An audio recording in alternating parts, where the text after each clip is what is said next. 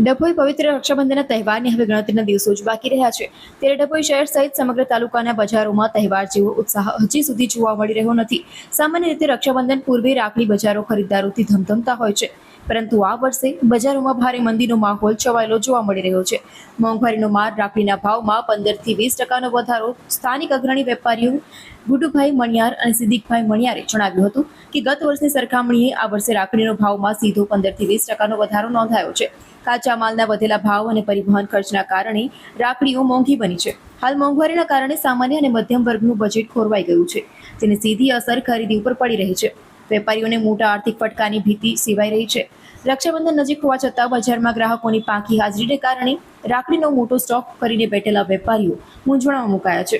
વેપારીઓને જણાવ્યા મુજબ જો આગામી 2 થી 4 દિવસમાં ખરીદીમાં તેજી નહીં આવે તો વેપારીઓને મોટું આર્થિક નુકસાન વેઠવવાનો વારો આવશે। હવે વેપારીઓની તમામ મીત તહેવારના છેલ્લા દિવસોમાં નીકળનારી ઘરાકી ઉપર મંડરાયેલી છે।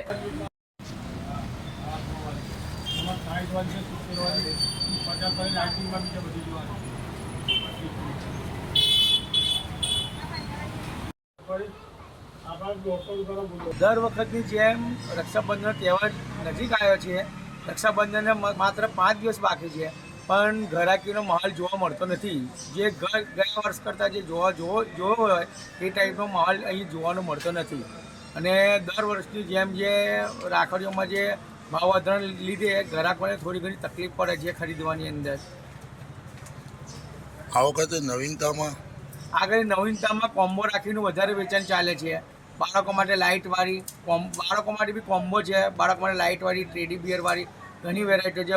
ભાભીઓ માટે, ભાઈ માટે કોમ્બો છે। ભાઈ માટે અલગ હોમવાળી ઘણી બધી વેરાયટીઓ છે અમારાથી। કઈ વેરાયટીઓના નામ? અમારાથી સુખની રાખડી છે, રુદ્રાક્ષવાળી રાખડી છે, કોમ્બો રાખડી છે, કલકત્તા રાખડી છે।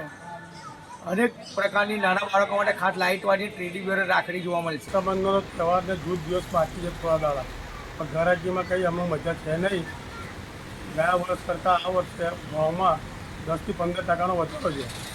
મારા કારણે બધી વેરાયટી સ્ટોનવાળી રાખડી છે, ડાયમંડવાળી રાખડી છે, લુંબર રાખડી છે, કપલ રાખડી છે, ભાભી માટે, નાના બાળકો માટે અલગ અલગ આઈટમ મેં અહીંયા ઘડી મૂકી છે। પણ હમણાં લગીમાં કોઈ ધંધો જોઈએ એવો થતો નથી। ગયા વર્ષ કરતાં આ વર્ષે ભાવમાં વધારો છે કે? ભાવમાં ખાલી 10-15% વધારો છે।